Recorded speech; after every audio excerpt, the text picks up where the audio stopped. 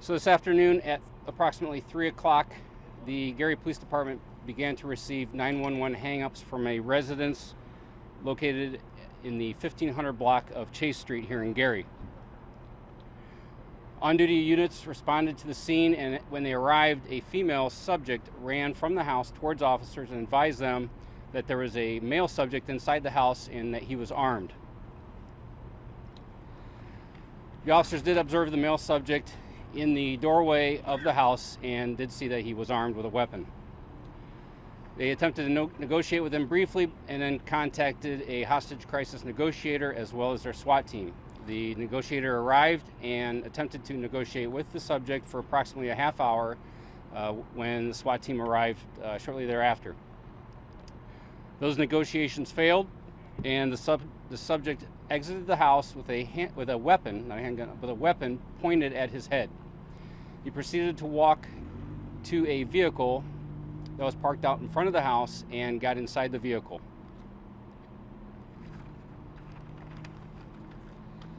Once he got into the vehicle, a sequence of events took place between the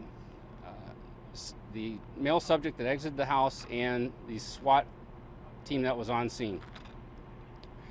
That ultimately led to shots being fired, and the suspect is now deceased. I know there's so many questions that you have. We're in the early stages of this investigation. So there's several things I'm not going to be able to comment on, such as how many shots were fired, who fired, and if the deceased fired his weapon. That's all stuff that will come out in the investigation that's ongoing. The Indiana State Police is investigating this. Our crime scene investigators are also on scene, and they're doing that investigation as well. They were requested by Chief Jerry Williams of the Gary Police Department, which is standard protocol when they have an officer-involved shooting for an outside agency to conduct such investigations. So again, this is the early stage of this investigation. If you have any questions, I'll try to answer those. Can you give us any indication of the relationship between the people in the house and who called 911 and the person who's now deceased? Right. The question is, what is the relationship between the deceased and the people in the house? That would be, it was a domestic, so they're obviously related. But as far as the specifics, I'm not quite sure on that, but it was a family member's. And it's a male that's deceased? Yes, ma'am. Can you give us an approximate age? I do not have that. Did he live at this home? No, he did not. How long did all of this go on from the time you guys received the first 911 call to when the shots were the fatal shots were fired? I was notified at about 6 o'clock p.m. that we were going to be doing this, so the first call came in right at about 3, maybe 2 minutes after, somewhere in there. So you're looking at about 3 hours. Do you know the nature of the domestic dispute? I do not. I don't know the nature of the domestic dispute. That was a question. Forgive me if you spoke to this. You said a female came out of the house. Can you just sort of go through that? There were a series of 911 hang-ups. Police arrived here at the home, and then what happened? So when the police arrived at the house, a female ran from the house towards the officers and told them that there was a male subject who was armed inside the house. Was there anyone else inside the house besides that one female and one male? That I do not know. Anybody else harmed? No, nobody else was harmed. Can you tell And on that note, there is no threat to the public as well. Can you tell us, you mentioned he had a weapon. Could you give us some more detail on what kind of weapon? All I know that it was a firearm, but I don't know the specifics as far as the caliber, the make, the model, or anything like that. But you said it wasn't a handgun. I misspoke when I said a handgun. That was just my speaking. I'm not sure what weapon he had specifically. But a firearm. A firearm, yes. Can you provide any more clarity about the sequence of events you referenced that led to shots being fired? That's part of the investigation. That's what our investigators are going to be talking about. There's certain things that they have to do before they interview an officer. There's certain protocols and stuff that has to take place before they talk to them. But that's part of the investigation, and we'll learn what happened, which led to the shots being fired.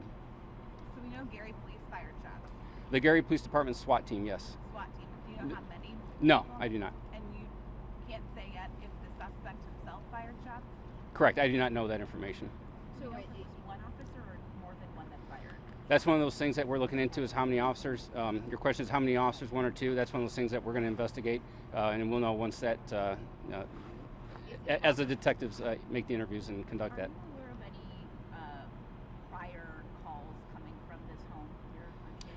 I have not been made aware of that. The Indiana State Police doesn't routinely patrol this area. That would be up to the Gary Police Department, and they'd be more familiar with that. I don't have that information. So you know for sure that at least one Gary police officer, one member of the SWAT team from the Gary Police Department fired shots.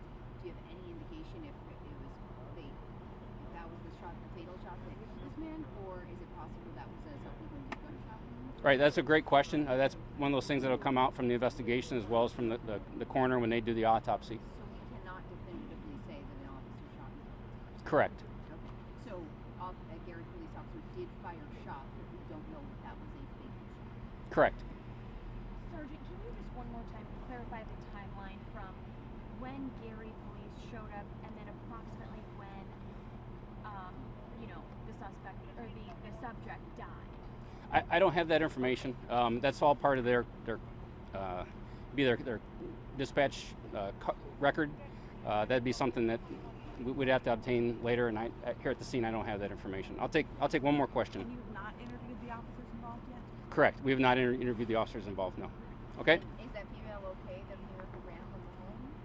Is she in police? She with police being questioned, or? The female that ran from the home, she's okay. Yes. Okay. All right. Thank you very much. Thank you.